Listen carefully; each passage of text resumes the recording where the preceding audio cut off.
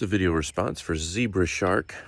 I don't know if I really qualify for doing a video response to you because, see, if I'm abducted by UFOs and you're abducted by UFOs, it stands to reason that if we're both abducted, we could be doing videos to each other under the behest of the UFOs,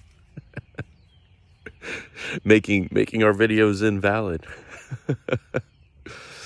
Thank you for putting up a video. I do understand burnout. That's a serious thing, and some of the stuff you were talking about with the social currency and thinking about the censorship of YouTube is a real thing, man. And it seems like stress is really getting under your skin of it, and that's all right. But you asked what's the point. It's a conversation that we touched on briefly before. Point of mine is I'm just talking to my buds, out here. I have little ideas in my head, and maybe I'm crazy, maybe I'm not crazy, and then I hear back from them, and then I feel just a little less crazy. I have a thought or an idea, and it's like the video I posted yesterday about nothing new under the sun in the video response. I mean, it's all in a way chasing after vanity, because is my opinion important? Is your opinion important? What can we really change? It comes down to what do you think makes the difference? How many people do you need to affect? If you put a fast burner video up that violates terms of service, gets pulled down, but 2 people see it and they come to some conclusion that helped them through something, for me, that's worth it. Does our criteria need to be, well, video needs to stay up, we never get shadow banned, and we get hundreds upon hundreds, if not 1,000 views, and it stays up no matter what we say? If our criteria is that, then in this day and age, we're definitely going to fall short. The infrastructure is no longer there. The way that video responses used to be under a video, and you could really take off from that, and it's easy for people to find your content based on other people's work. It's really gone backwards with that, and that can be discouraging depending on how you judge your metrics. But for me, I'm just on here talking to my people, a couple of them. If I was down to 5 views per video, and one of them was you, and one of them was Mike, and one was Dangerous Dan, and one was Bonnet Mom, and one was Snedmeister, and that was all who I was talking to, I'd be good with that, man.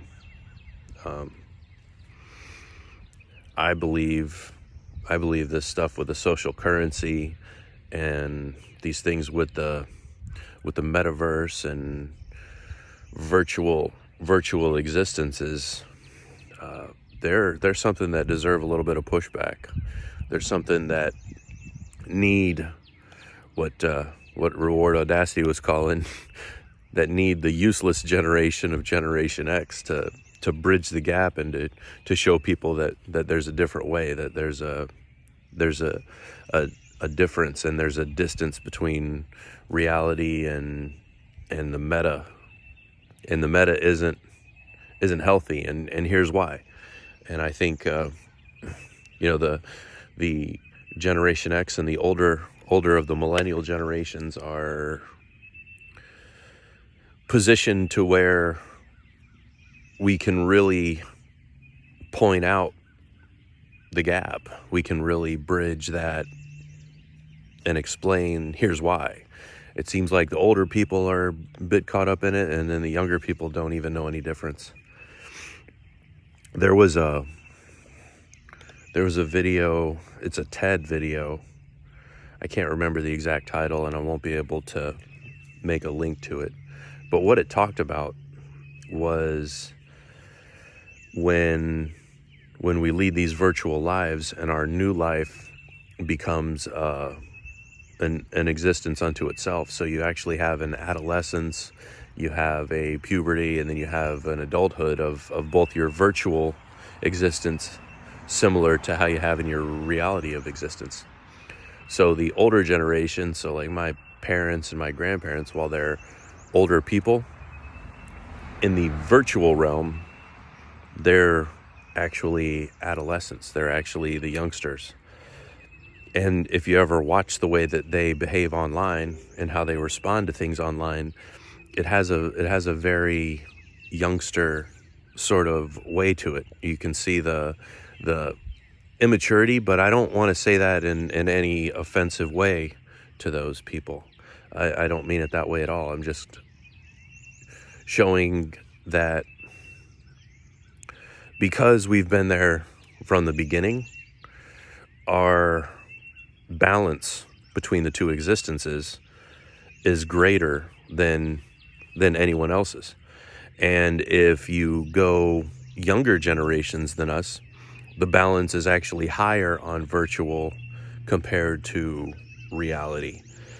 So they're almost in our physical reality less mature, and the balance and the scale is tipped in the other direction.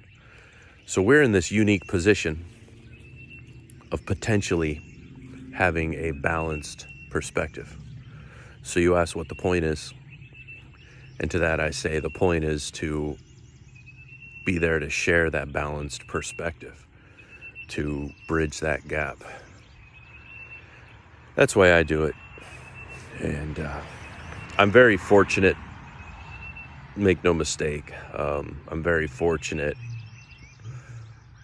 in where I'm at with my career. And you know, I work as a top manager in a company owned by one of my best friends. So I'm in sort of a privileged position of being able to exist this way. You know, I don't have to worry about what a company construct thinks about me, you know. So and I with that in mind, I see that that's very different, you know.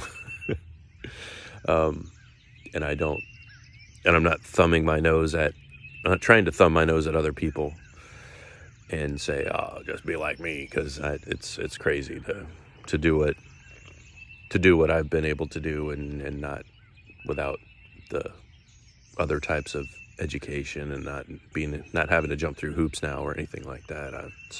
It's something I don't take for granted, because there's hoops in a different way, and the hard knocks, but that is why I'm here, man. All right, so hope everybody else is doing well.